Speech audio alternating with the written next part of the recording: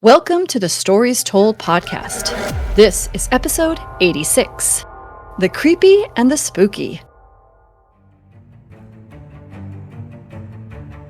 This is the Stories Told podcast.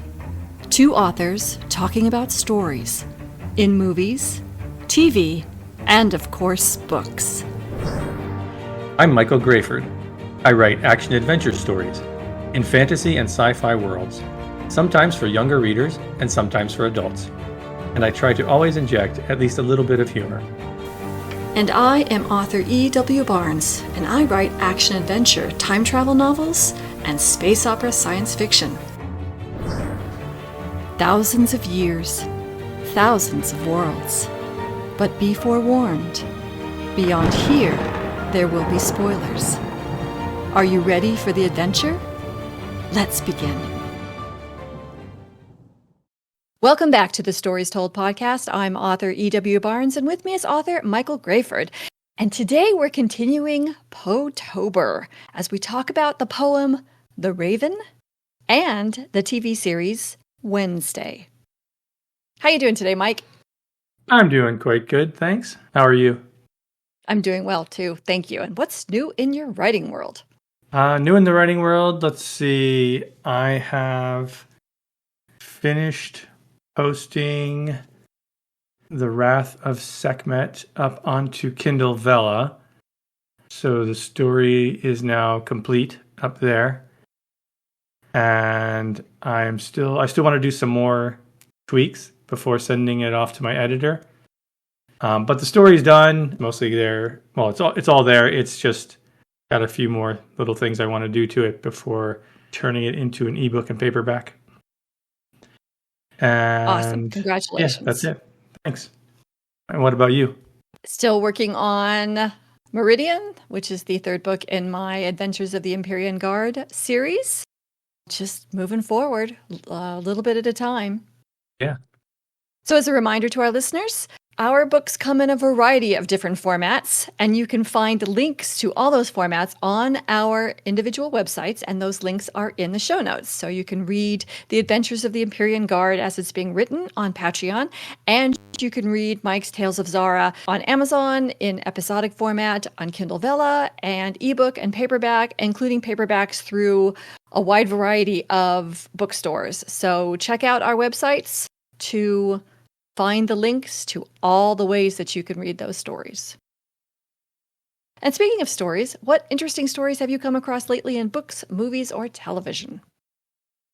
Let's see, just what we've read and watched for today's podcast. That's it. How about you? That's pretty much the same. I'm still, watching a little bit of the Harry Potter series.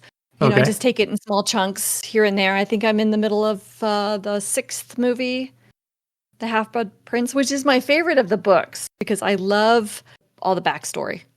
Yeah. I think it's just really cool. That's cool. Yeah, that's good. But yeah, same as you. Reading The Raven for today and rewatching Wednesday. I watched it when it first came out and then rewatching it again so we could talk about it today. All right. Shall we dive in? Yeah, let's do it. Today we're talking about the story told in the Edgar Allan Poe poem, The Raven, as well as the TV series Wednesday. We're going to start with The Raven first. I'm going to read the very brief summary of the poem that comes up on Google. I think this is from Wikipedia. The Raven is a narrative poem by American writer Edgar Allan Poe. First published in January 1845, the poem is often noted for its musicality, stylized language, and supernatural atmosphere. It tells of a distraught lover who is paid a mysterious visit by a talking raven.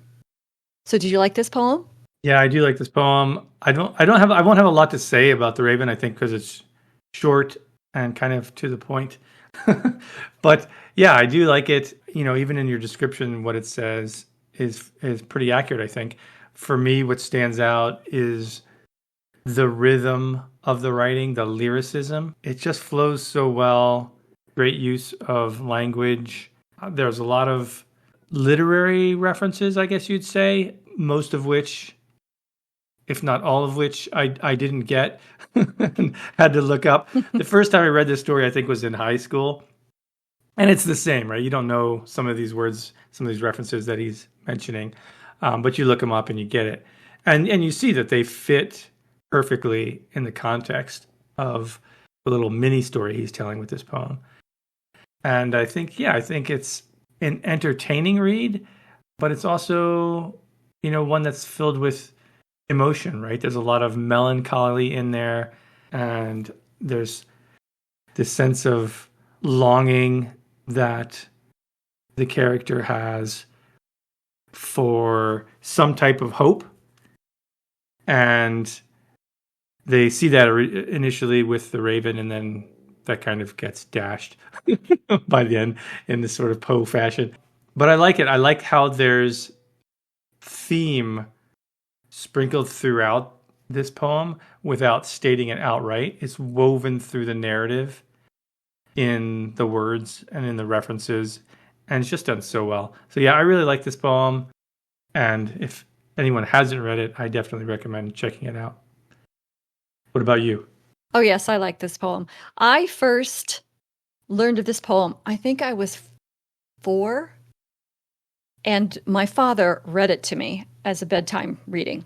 And I was, of course, too young to understand all of the symbolism and the implications, etc. And I was just into the rhythm and the rhyming and the musicality, as that summary called it. And that's what I paid attention to. And so for years, this poem was all about the rhyme scheme and the rhythm. And there was something almost charming about it because of the rhyming and the rhythm and the way we hear of it in the culture.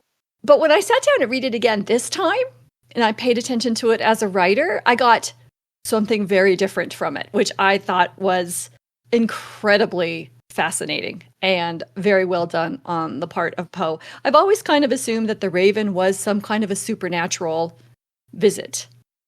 But when I read it again this time, I realized that, to me, now my interpretation is, the raven represents grief. And he is begging the grief to go away, begging for some kind of relief from the grief. And you framed it as hope. I will no longer feel grief. I hope I will no longer tell me I won't feel this grief anymore. Yeah. And goes through all these different ways of how that grief might be eliminated. And the raven's like, nope. I'm here for good. Again, that was the first time I'd ever pulled that from the poem. And I went through it and read it again because I'm like, am I reading this right? Am I pulling this right? And I was like, yeah, it really is. Even with all the, as you pointed out, the symbolic references that Poe makes that were probably well enough known at his time, but now we would have to look them up. What does he mean by that? It all works, that he's desperately looking for ways to be reassured that this pain he's experiencing is going to end. And the raven's saying, yeah, no, it won't. You mentioned how you read it differently, or how you heard it differently from when you were young to now. I kind of had that same feeling as well. And just like you, I read it twice for discussion here. And the first time I was kind of just reading it to get the flow of it, to sort of embed myself in the lyricism of it. And then I read it through again, having gotten that out of the way. Like, okay, let's read it for meaning this time a little bit more. And it was so much clearer now that I wasn't focused on, the rhythm and the rhyme and the meter and all of that. And just looking at the words, it takes you on this journey that's very clear once you get past the structure of it. And it's this person who's just completely distraught and looking for a lifeline, the light in the darkness. Yeah. Like, is this going to get better? Is this going to get better?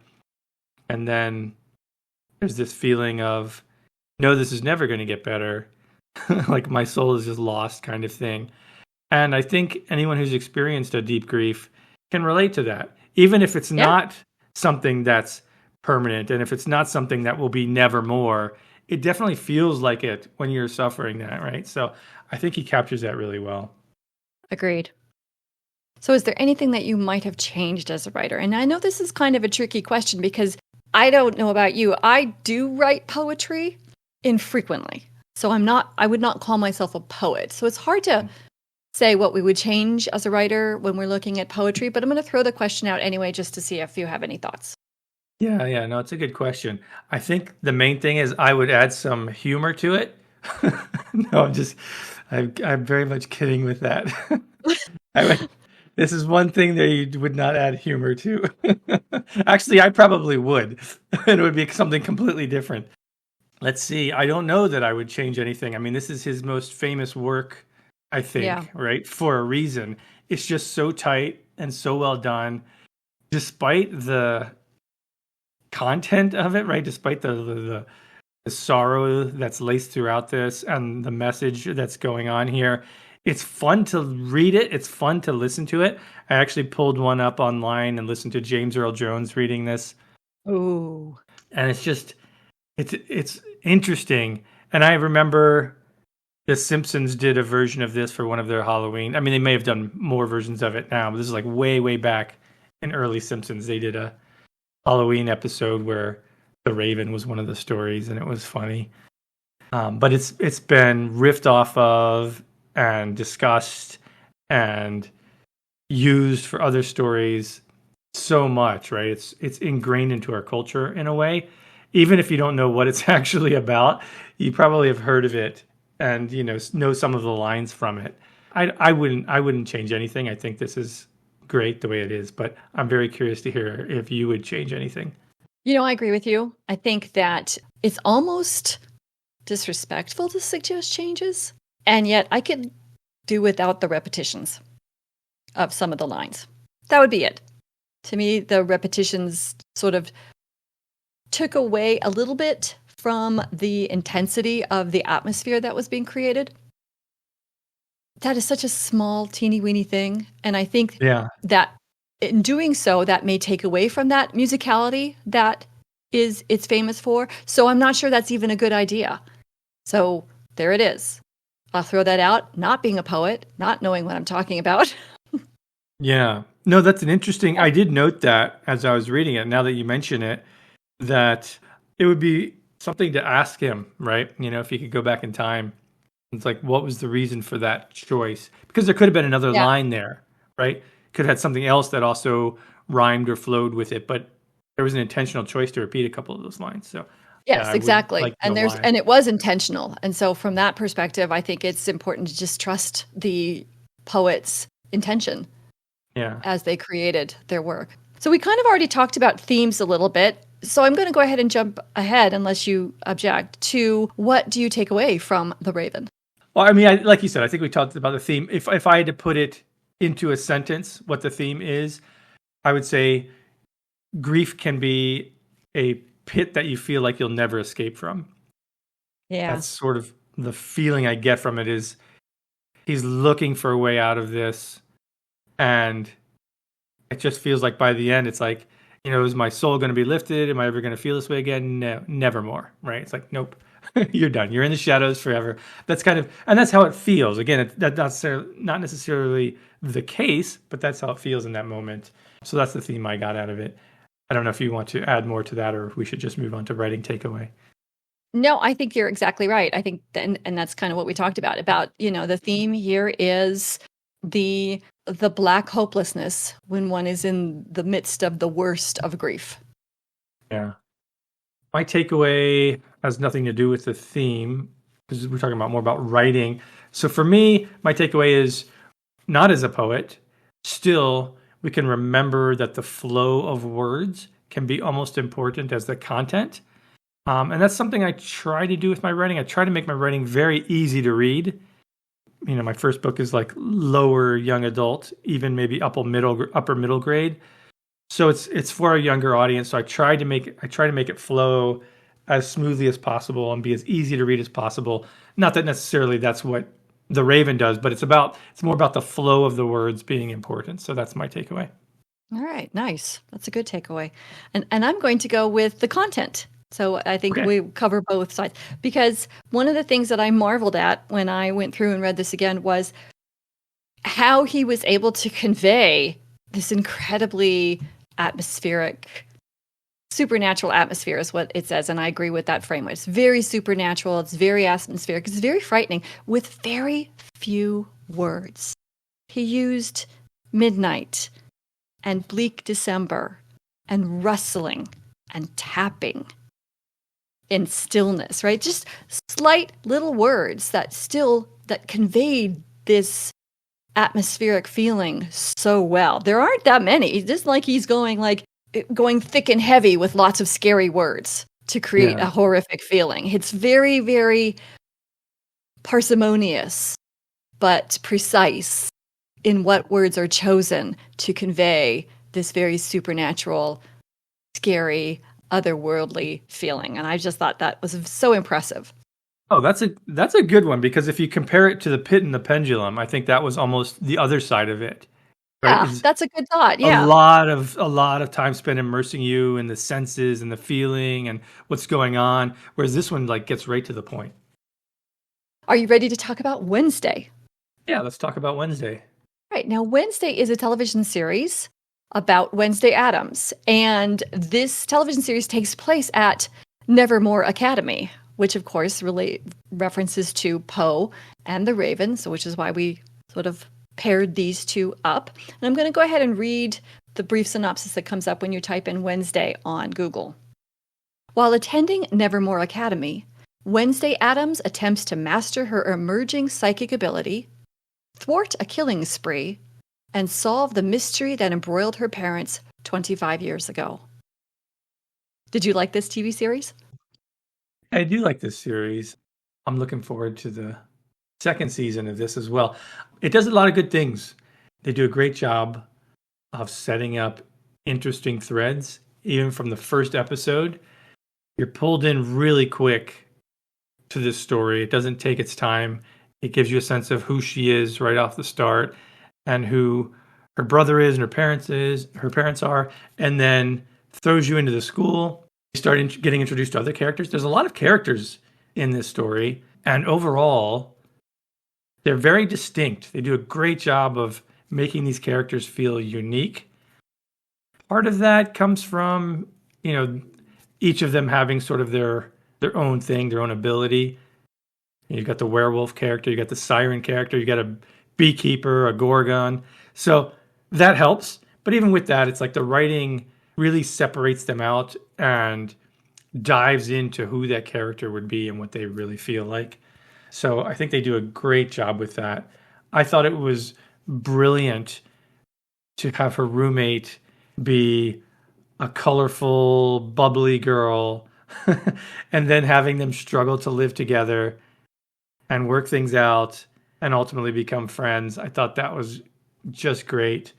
I loved when Wednesday comes in and removes the colorful sticker or whatever it is off of the window on her half and puts a strip of tape down the middle of the room. I thought that was great. A lot of really fun things like that. And setting up that contrast was really smart. There's a lot of great, sharp dialogue. Very tight, really good lines that fit the characters, especially Wednesday, of course. They do a great job of making her one of the most interesting characters on the show. A lot of times your main character is kind of like a stand-in for the audience, and they can be sometimes generic, and the other characters around them will be larger than life. So it's good to see, here you've got someone who's really stands out and fits in with everyone else and from that aspect. And there's just some of the writing, the dialogue is really good. Some excellent analogies that really fit the characters. Like one that came up Wednesday, I think she was referring to a shade of purple or some color, and she said the color was darker, more like a day-old contusion. Yes, it's like that just fits her character so well. And that's just I made note of that too. Did you? Yeah, it's such a perfect line. From a writer's perspective, we're always looking for things like that help you define this character and have them say things and think about things in a way that no one else would. And they just did that really well on this show. They set up a fun murder mystery, of this monster that's a murderer and you don't know who or what it is at the start. And then they do a great job of revealing a little bit more and a little bit more over time. All that was done really well. The characters are very fun. There's a lot of good setups early on and then payoffs at the end, like the hive code that, what was it, Eugene, I think, was the beekeeper character. Yeah. With the bees coming at the end to swarm the villain, like it comes back, and Enid finally gets to wolf out and save Wednesday. So they bring a lot of these things that they set up early on and have them come back and play a part at the end. When Wednesday finally returns Enid's hug, good moment. And they still left a few little threads outstanding, which obviously are going to come up in probably the next season. So that's fun. There's things to look forward to. Yeah, overall, I really like the story. I had a couple thoughts of things that could be improved as I was watching, but I think they did a really, really good job here. What do you think? I agree. This is one of my favorite television series. And watching it again, I appreciated it again, for the second time, how well done it is. And how, like, as you said, how consistent the characters are. They really stay within their character framework. Yes, they're growing. Yes, they're evolving. But the things that they're doing are remaining consistent with the characters as we have been introduced to them. And I think that is just really brilliantly done. Each character has their own dimension. They're all three-dimensional. They all have their own stories. We get introduced to their stories as the series goes along, and then they grow within those stories. All of them, not just our protagonist. And so I thought that was really well done.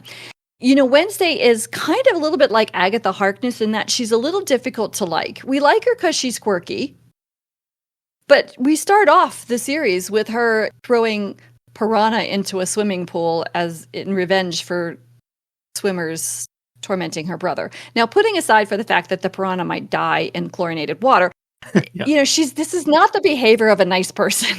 So at the very beginning, where she's kind of a difficult character to appreciate because she's so different from what the social norms are for nice behavior, right? And she's plunged into Nevermore, where she's surrounded by all these people who are saying, yeah, you're really different.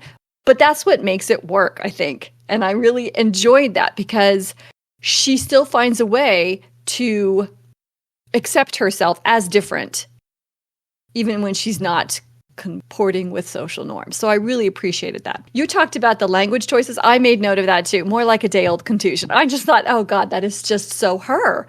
And it was a great line. The episode titles do the same thing. Yes. At the very beginning, we learn from Morticia that she selected Wednesday's name because Wednesday's child is full of woe, which is from an old poem about the days on which children are born. And so then all the episode titles have woe in them. And I thought that was really a lot of fun. If you don't woe me by now. Very well done. It's that kind of level of detail that I really appreciate. It feels so respectful to us as the audience from the writers that they really want us to be immersed into this world, into this story on every level. And I really appreciate it. So yes, I really like this. Like you, there are some things that I might change, but I think this is a terrific series. And like you, I am really looking forward to season 2, which I guess is coming out in 2025. Don't know when, but hopefully soon. Another thing they do, as you mentioned, with the titles of the episodes, is they manage to keep a level of fun within the show, right, without making it too dark. And so we can still, still a little bit lighthearted and we can still appreciate it from that perspective. And I think something that you mentioned at the beginning, right, when they set up her character where she drops the piranha in the pool, the piranhas, but she's doing it to, for her brother, right? So yeah. We still see that there's some humanity in there amidst the darkness. So it lets us relate to her at least on one level there. And I think that's a really good point because Tyler tried to connect with her about that incident, saying that, he knew that he liked her for a reason when she said she would do it again. But when you look at the two incidences, she has to go to court-ordered therapy and he has to go to court-ordered therapy for behavior that they engaged in. Her behavior was in protection of her brother, It's in response to what they did to her brother. But his behavior was just coming out of anger and potentially hatred when he attacked Xavier and destroyed his artwork. So he was trying to, and I think that's why your point is such a good one. He was trying to connect with her on that, saying, we're alike, but they're really not. Because she was doing it out of loyalty and family love, and he was doing it out of anger and hatred and distrust of the outcasts. So there were two very different reasons for their behavior that brought them together. Yeah, good point. So what might you change in Wednesday? For me, I had this thought when I watched it first time, like you, I watched it when it came out pretty much, and then I watched it again for this discussion. When I first watched it, I felt that her character was a bit inconsistent, and then watching it again, I didn't feel it as bad, but I definitely still had that feeling at some times. Like one time, she says she enjoys that people don't like her, and then later she'll say she wishes she cared more what people thought about her. And she was, she almost killed those kids with Piranha, right? Seemingly completely unconcerned about their lives at the start. But then at the same time, she's upset that her father might be a murderer. And it didn't seem like the same person would have those two different thoughts. So it was kind of hard to latch on to what she really thought and how she really felt. Yeah, I didn't know, like, is she just like gothy, kind of pretending to be this, I'm going to be dark and edgy and I'm going to do this little prank. Yeah, maybe someone will get hurt, but they're probably not going to die. Or is she really that way where she's like, they die, they die. I didn't, even by the end, I still didn't really get a sense of that. So I would tighten that up, make it more one way or the other, clearer. I would lean towards her not being completely psychotic about it, because that would not be a character that you could really follow, for me anyway. That's the biggest thing. And then there was a little bit of teen angsty, love triangle-y stuff there. But, that's kind of the nature of these teenage paranormal shows. So I guess I'll let that one go. The biggest thing is just the consistency in her that I noted. What would you improve? Well, I'm going to talk a little bit about your consistency comment, because I interpreted that her comment in the middle of the series about wishing she cared more to be a sign of her personal growth. My biggest concern about it is kind of related to the consistency issue that you just said, and you're discussing it sort of helped clarify it for me a bit, because I wasn't that crazy about the scene where she's ready to torture Tyler. Because that seemed inconsistent with the character growth that I thought I was seeing throughout the series. We're at almost the end of the series, and she's gone from dropping piranhas into swimming pools to wishing she cared more as she's interacting with fellow outcasts at Nevermore. And then all of a sudden she's willing to grab a saw and hack off digits, I guess. So to me, that seemed like a step back in this character development, that particular scene.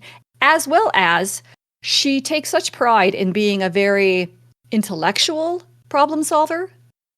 She's not really one who uses violence as a role. She's capable and willing, but that's not her first place that she goes. She goes for intellectual problem solving. And so then relying on the torture seemed like that also was sort of inconsistent with the character. Yeah, maybe that's part of the reason I felt that too. Because you're right. It's like, okay, now she's just going to torture this guy. And it's like, right. There's no sense of deliberation in her mind of like, is this the right thing to do? Is not the right thing to do? Let's have a discussion about this. She's like, no, I'm just doing this. So right, couldn't she find an intellectual way of getting him to do it? Like, for example, they got him into Xavier's art studio and chained up using the siren song. Why couldn't they just use the siren song to get him to talk about what? Yeah, exactly. So there was just little things like that, and they're very small, and they don't really take away from the story much. They just, on the second watching, I was kind of like, okay. Similarly, like the raising of Joseph Crackstone using body parts and electricity. There wasn't really electricity when he died, nor when Goody Adams sealed his soul away or anything. So why did they have Frankenstein-esque electrical things on top of the body parts? That didn't make sense to me. It didn't seem consistent with the spell casting that would have taken place at the time of Goody Adams when she did that. So that was just kind of, again, small thing. It was very textural. It was very, definitely sort of allowed you to be immersed in the feeling of the story. So it wasn't too bad, but I was also, in the second watching, I was kind of like, that doesn't really make that much sense. I didn't pick up on that at all, but you're right. They could have solved that by having it be part of the spell that they needed to do it during a lightning storm or something to explain it. Oh, that's cool. Yeah. In the future, they could just use electricity. And then finally, I actually think it could have been one episode shorter. I think the last 2 episodes kind of dragged things out a little bit, and the pacing wasn't as tight as the rest of the series. And I think I would have compressed the events of the last 2 episodes together. Yeah, I don't really have an argument against that, because I was thinking kind of a similar thing. As I was watching, I'm like, oh, this is the last episode. And like, oh, no, wait, there's another episode. Yeah, you're right. They probably could have squished those. And maybe just made it an extra long episode. Because it was designed for streaming, so it doesn't have to be a particular length. So did you get any themes out of Wednesday? The theme I got from Wednesday, and I'm very curious to hear what yours is. Mine was, you can't defeat darkness alone. Oh, I like that. I like that a What lot. did you I get? went with a more internally focused theme of self-acceptance. And when you accept yourself, it enables you to accept those you care about. Because she started off with, very loner and isolated and defensive about who she was. And then when she started to really accept herself as who she was able to start accepting that she was similar to her mom, but not really, that she could accept Enid's colorful personality, and so that was that journey that I saw her go on. That's cool. I like that too. Is there anything that you would take away from Wednesday as a writer? For me, the one thing that stood out was, we kind of touched on some of this, the characterization and the dialogue and references and things like that, would be, don't be afraid to saturate the world with the style that you're going for. Because in here, it's like from the locations to the clothes to the history to the dialogue to the metaphors, like everything just felt like it was in this world, and they did such a good job with that. It's exactly the same takeaway I have. Excellent. Use all the layers to create as immersive a storytelling experience as possible. Thank you for joining us as we talked about the story told in the poem The Raven and the TV series Wednesday. A big thank you to our Patreon supporters and all our subscribers. We're so grateful for your support and your encouragement. The Stories Told podcast is available on multiple podcast platforms, and we thank you for liking and subscribing or following, depending on where you're listening. It may not be a big deal to you, but it means a lot to us. If you have a favorite book, movie, or TV series you'd like to suggest for the podcast, leave a comment on the YouTube channel, and that link is in the show notes. You can find Michael Grayford at michaelgrayford.com and E.W. Barnes at 1000years.com, and those links are also in the show notes. Join us next time as Poe-tober continues, and we talk about the story told in the short story, The Fall of the House of Usher. Thanks so much, Mike. This was a lot of fun.